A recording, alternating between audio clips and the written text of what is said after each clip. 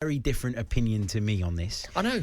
And I'm interested to hear you make your case before I shoot it down. It's amazing. You're going to have to do very well. I mean, I'm sure that you've got the skills, but you're going to have to be really on it, because I think this isn't really a fair fight. You know, Kai Havertz's start to life in North London. I know he's only just got there, but I can't really think of a signing like this that has been so divisive from minute one. Like, bearing in mind, he's only played 4 games. And there's already so much talk, even amongst the Arsenal fans, even amongst the fans that want him to do well. Should he be dropped? Does Arteta need to make a decision? Is he a lazy player? Is he pulling his weight? Are Arsenal better off without him? All of these conversations have started. And do you know what I think it is reflective of? Who Arsenal are now, the expectations of Arsenal. Yep. I don't think it would be this venomous if we were even a year ago, before you nearly won the league. I don't think that... I think the expectations of Arsenal fans have changed, and therefore the standards are so high that this is almost complimentary to Arsenal that we're talking about Havertz like this. That's fair, but I think you've got to think about where a lot of these narratives come from. So I don't think it's venomous at the moment, not among the real Arsenal fans out there that you know, support the club and back the club. You will get that hyperbole online and all the rest of it around Kai Havertz, but I think that the general feeling around Arsenal fans right now is, where does he fit? What is his best position? I don't think anyone's sitting there saying, that was a waste of money. What are we doing? Bad mistake. I think people are looking at it and going, okay, we've got this guy. He's clearly a talented footballer, but where is his best position? That's interesting. See, that's interesting, because what you've said there, I think, is presented by a lot of football fans. People will always say, you know, he's a fantastic player, and they'll use words to describe him that I don't think accurately describe him. So, for example, they'll say, Chelsea used to sing about him being silky. And when I think of silky footballers, I potentially think maybe Riyad Mahrez, Dimitar Berbatov. That is what I define as a silky player. And I think because of Kai Havertz's languid style, because of his ease at which he moves, and there is an element of grace to the way that he carries himself, we assume that he's excellent on the ball and has a silky touch. I haven't seen any evidence of that to be true. I think he's shown glimpses of that. I certainly think he's shown glimpses of that. And the other bit that I struggle with is why Chelsea fans, and I'm not speaking about you, I'm speaking generally, have this opinion of Kai Havertz, which seems to be so negative, given that he's responsible for one of the biggest moments in the club's history. No, I'm very negative towards him. I think that should be something that he's respected for. I think his best appearance in an Arsenal shirt so far came in the Community Shield final against Manchester City, where he played as a 9. Can't put final on that. You can't call it a final. Well, it is technically a final charity by shield, definition. Mate. It's the charity shield. You get a trophy at the end of it. And Jose Mourinho, a Chelsea legend, did label it as a trophy once. But I think he played as a centre forward that day, and you kind of saw what Kai Havertz was about. You know, he was a bit more of a direct option for Arsenal. There was a few lovely touches around the corner. He's not this clinical finisher that some people want to label him as.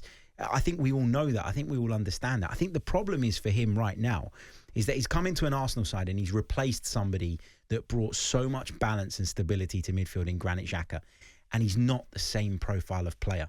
So Mikel Arteta has to figure out a way in which he can get the most out of Kai Havertz without upsetting the balance of the team. And I don't think right now he's found that formula.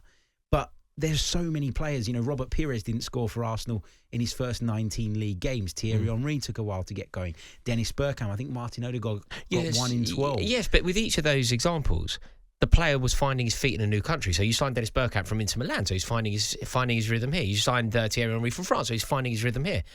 Kai Havertz's been here for 3 years, and he's never been good. But you think this is about his adaptability?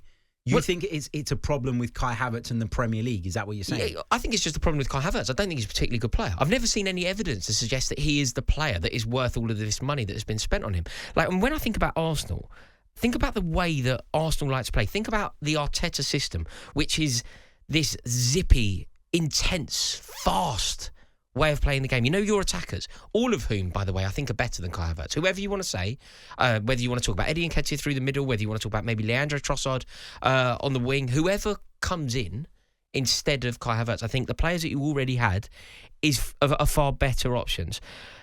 But I also just think that, yes, he scored a European Cup final goal for us, and that will live forever. We will forever be grateful for that, and Chelsea fans will always remember that, acknowledge it, and be thankful for that. But that doesn't define a player. You know, Michy Batshuayi scored the goal to win Chelsea the Premier League. No, you know, in terms of Chelsea competed for the Premier League in the way that we competed for the European Cup. Yep. The defining moment of the Premier League was at the Hawthorns, Michy Batshuayi. Michy Batshuayi isn't a legend of Chelsea in the way that Kai Havertz isn't a legend of Stamford Bridge. But nobody's saying that Kai Havertz should be seen as a Chelsea legend. He's responsible for a big, big moment. And I think that as a fan base that have watched him play as much as you guys, for you not to be able to highlight what Kai Havertz's qualities are is strange that not to me. His responsibility, though? The fact that I can't sit here... But he played so much for exactly, Chelsea. But he was badly. I don't know so what he's good often at for Chelsea. But this is kind of feeding into my point, Harry, because you're saying you've watched him for so long, you should know what he's good at, and I'm saying I've watched him for so long, I ain't got a clue what he's good at because I've seen him play so many times. He's led the line and he's been pitiful in front of goal. He's got a huge frame. In comparison to who, though? From a Chelsea standpoint, because you've gone and signed Nicholas Jackson now, who's just as wasteful in front of goal. So far, in 4 games. But I think Nicholas Jackson is not the quality of striker that Chelsea require. And I mean, I think that the wastefulness that was demonstrated by Jackson in that incident against Nottingham Forest was totally unforgivable. But it's not just that game. Kai Havertz. It's not just that game. Nicholas Jackson is not a cold-blooded goal scorer. No, agreed. I agree. But I can say that about him. Yeah, so far he doesn't look like that. The defence that you put on Kai Havertz, the way that you will fight, I admire it. He's your player. You want it to work. You want him to do well, and you will fight for your players. But equally, I just don't see what he's good at. Like, he's got a huge frame, pitiful in front of goal. He's got a huge frame in terms of his aerial threat, almost insignificant. One of the most profligate strikers I've ever seen. Not a striker, in fact. So then we talk about what Arteta's thinking in the midfield. So let me tell you what Arteta's thinking in the midfield and the reason that Mikel Arteta has sanctioned a deal worth £65 million to bring this guy to the club. So he would have looked at last season and he would have seen with Arsenal's dominance, which was created largely by pushing Zinchenko into midfield and ending up with that double defensive midfielder base pivot, whatever you want to call it, and being able to push on his 2/8s to the edge of the penalty area. Arsenal had a lot of joy that way. Granit Xhaka, not renowned for goal scoring at all, managed to get 7 league goals last season, which was a massive jump up. Mikel Arteta has looked at Kai Havertz and gone, right, can he recover the ball? Which statistically he can. Yeah, but we've watched him, Harry. That's not what he's good at. But statistically he recovers the ball. He's capable of doing that. I mean, statistically, Didier Drogba wasn't a good footballer. Do you know what I mean? Like, statistically, it's very misleading. No, because statistics with context make sense. Yeah. And I've seen Kai Havertz play, and in terms of his attributes, ball retention, winning the ball, being physical, being combative, none of these things are applicable to him. He's had no problem being physical in the Arsenal team just yet. That's not been an issue for him. And the thinking behind him being in the side is that if he can get into the positions that Granit Xhaka did because of Arsenal's game model, he is a better quality attacker than Granit Xhaka. Therefore, in theory, he should score goals and he should create chances. And I think in time, when it clicks, when he fully understands the requirements of his role, you will see him contribute goals and you will see him impact games. There's a huge thing you just said there. Go on. You said in time. Yep. You want to win the league, you're competing with Manchester City. Patience is in short supply. No, but you will drop points with him you will miss chances with him in the game. Okay, you got away with it against Manchester United, but I'm afraid if you miss open goals the way that he did against Manchester United, 9 times out of 10 in the Premier League, it's a ruthless league, and you won't accrue the 3 points. So the fact that you got away with that, and you got away with it in the last minute, look, you were the better team, you probably deserved the points.